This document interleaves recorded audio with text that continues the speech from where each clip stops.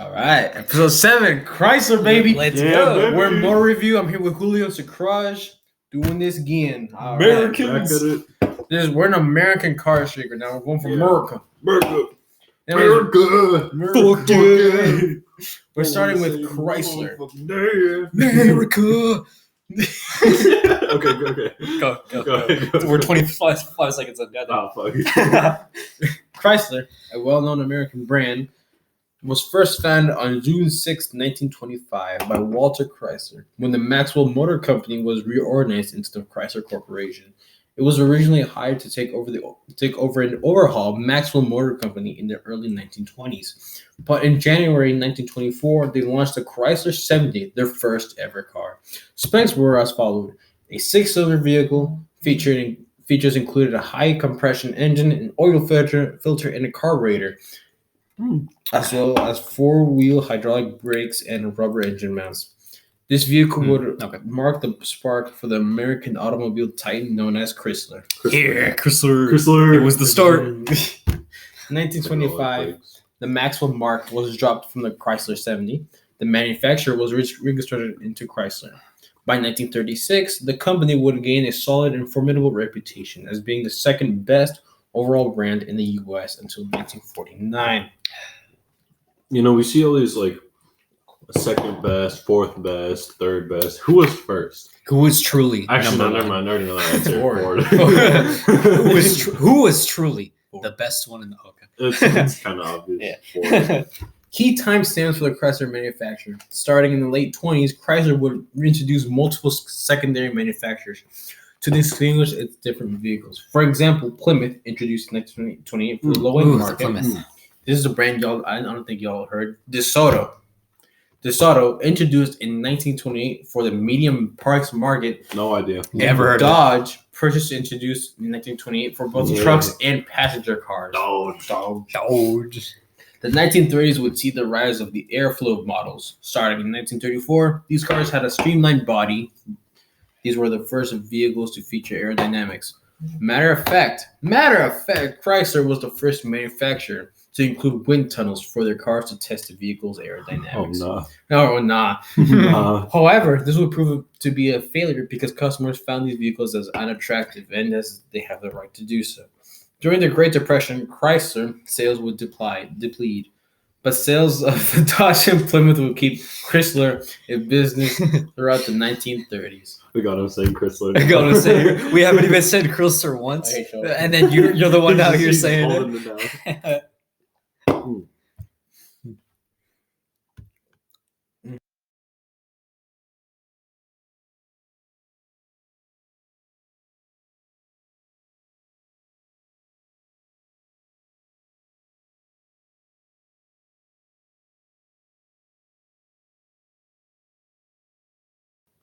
For life.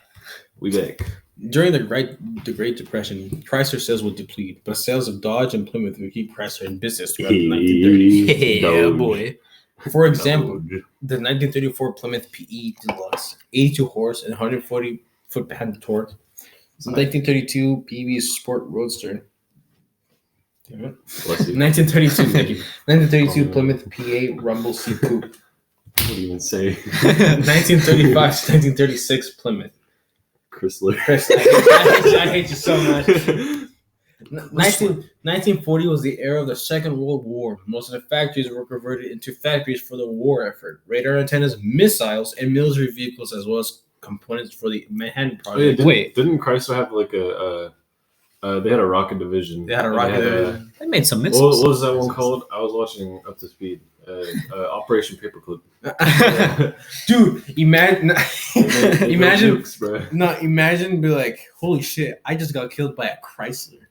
It's like, oh, I'm gonna go take my Chrysler and go service. It's like there's shit. A factory down over there. It's the nuke division. It's like that shit in Iron Man when like he was getting shot at, right? And he walked outside and saw his own fucking Stark Industries missile land right next to him. You're just like, it's like, damn, I did that. now that you mentioned the nuke, it was part of the Manhattan Project, the U.S. government project that was used for the development of the atomic bomb. Oh, well, there it is. We nuking people. Yeah. In the 1950s, the era of sleek and smooth and stylish designs were very forward-thinking and were accompanied by technological advances such as the first ever all-transistor car radio, which was released in 1956.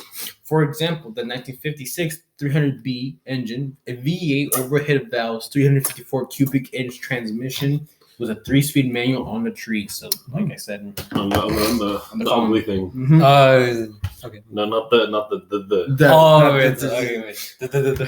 Further developments during this time included the torsion air suspension and electronic fuel injection. But Air suspension. yeah. Damn.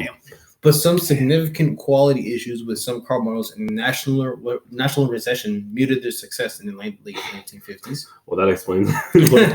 The torsion beam functions both as a wheel locating arm and as an anti-roll bar to resist lateral motion of the wheels as the body leans and turns. In the 1960s, the unibody construction era. Chrysler was one of the first auto manufacturers to switch to a unibody design for its passenger cars. All vehicles, except Imperial, were made with this construction by the 1960 model year. This type of construction provided better handling, enhanced crash safety, and a number of other benefits. Almost got me there. Chrysler. The definition of a unibody vehicle basically means what does. Essentially, unibody vehicles were much lighter than other vehicles because instead of a steel blade ladder frame under the vehicle, every panel provides part of the structural design. Jesus. Every body panel. Every body panel. Okay. Every body panel provides a part of the structural design because there is no need for a heavy steel frame. The 1960s would also see the introduction of the Valiant compact car. The 1960 Valiant was every bit of a Chrysler product, with unibody construction, torsion bar front suspension, and an optional push-button automatic transmission. So Push button. A push to start. No. Oh wait. So okay, I don't know if you remember Ernesto's car, but had like on the left had P, R, and D, but they were buttons. Oh. Okay. That's what you mean the printer? No, damn it! The printer. Don't you mean The printer automatic transmission. Anyway, They should rename it that. We're very smart. a floor-mounted 3-speed stick was standard equipment. It was the first vehicle to use an alternator instead of an electric generator. A change that would be added to all Chrysler products in 1961. The 1960s, a lot lighter. Yeah, the 1960s further in many technological improvements for their vehicles, such as rust proofing.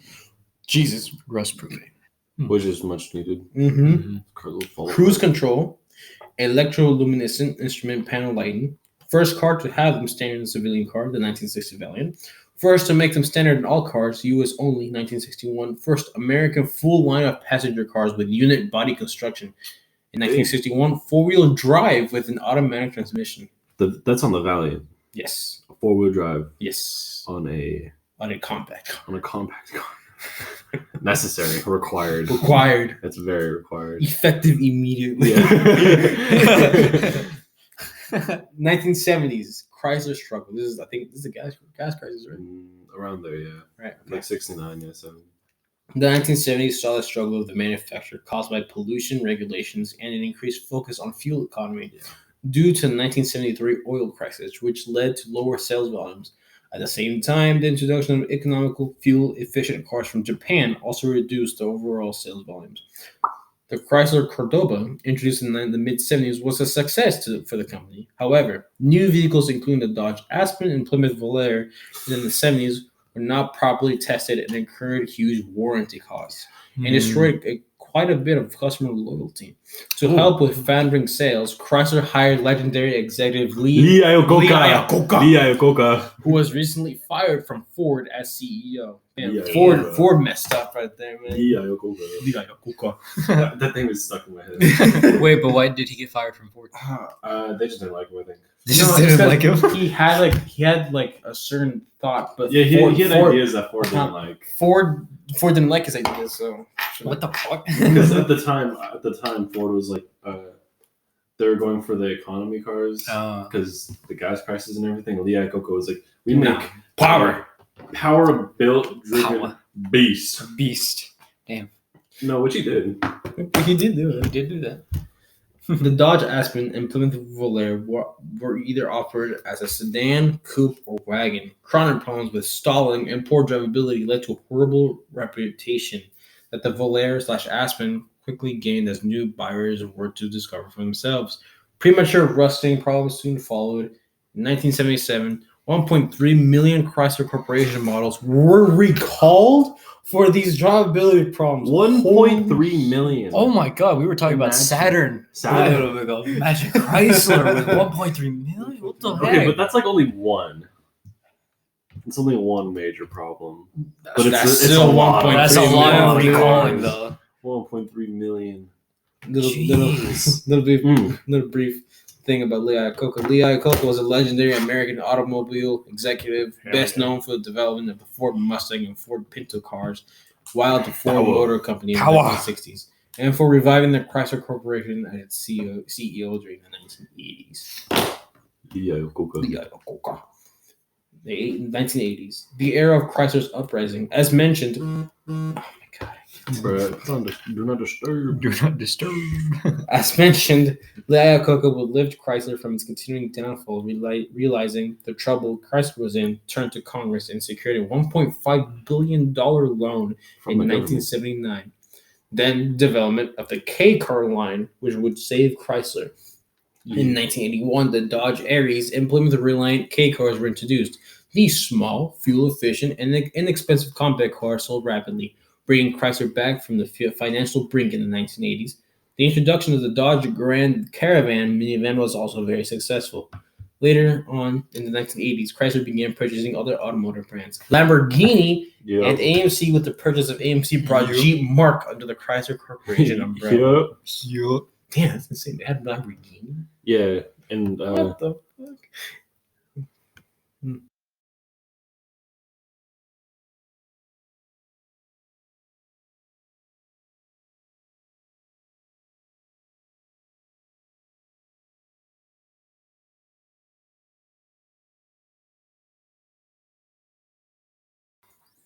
The 1990s saw the success, in European expansion.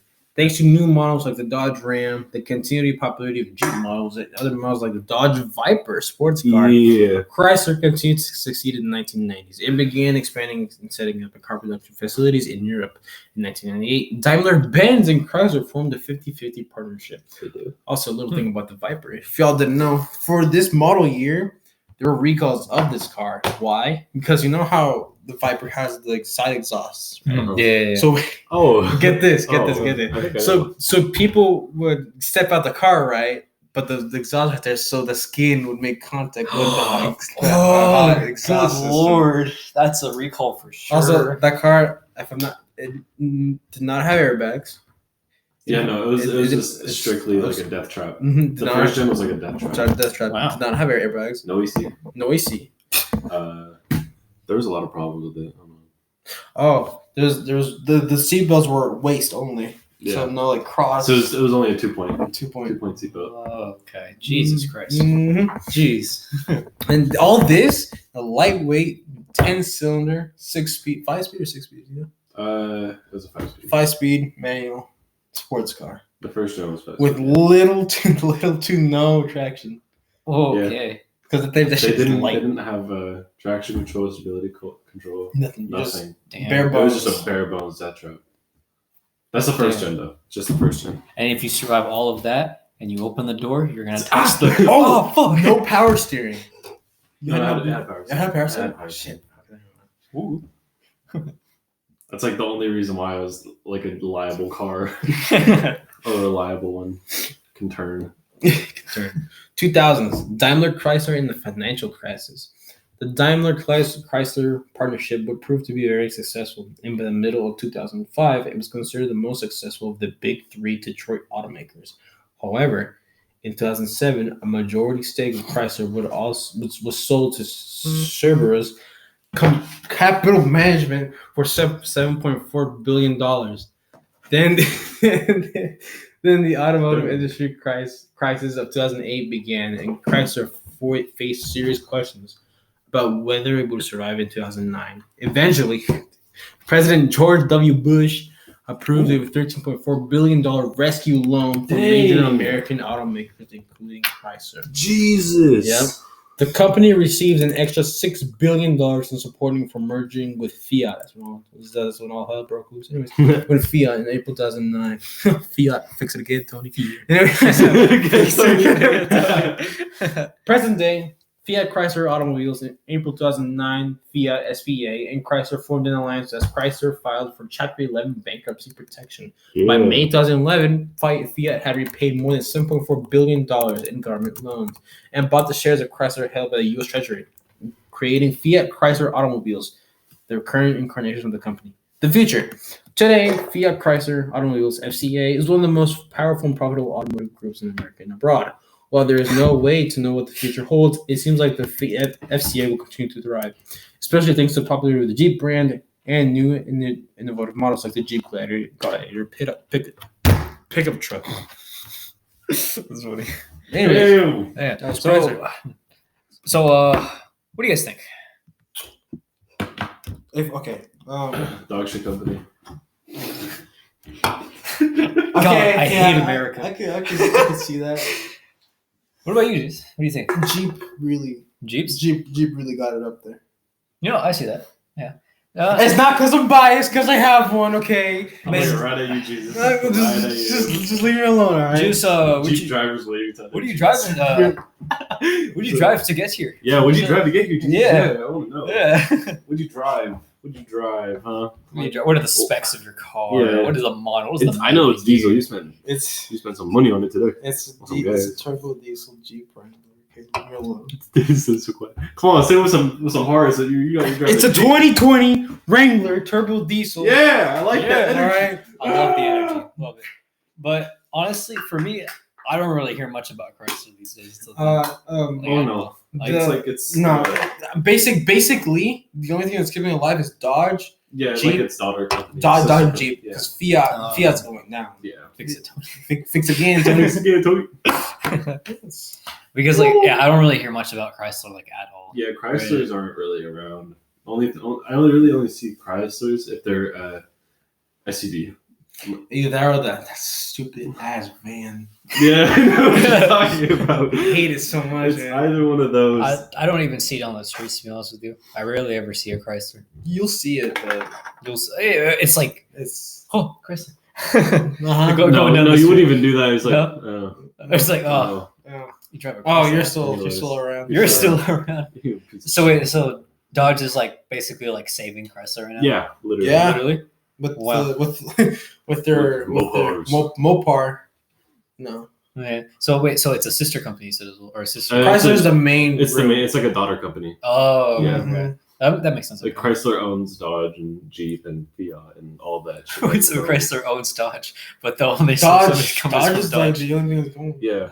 Oh, fucking Fiat. Fix it again, Tony. Yeah, because Chrysler it's not that noticeable to me at all. I don't really give two fucks at it. Literally. Don't give two fucks about it, to be honest with you. Ram charge.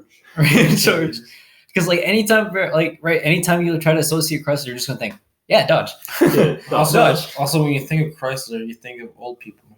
Yeah. Like retirement home, that kind of thing. The retirement I drive car. Chrysler. Oh, so you're old. Would you see have you seen just old people driving Chryslers? Yeah. No? We live in Marin. Man, because I don't see Chryslers around. I just see Dodges. Bro, go outside. Go outside. Touch some grass. Touch some grass. All right. Well, that was Chrysler. Chrysler, yeah. Woo. Not that good.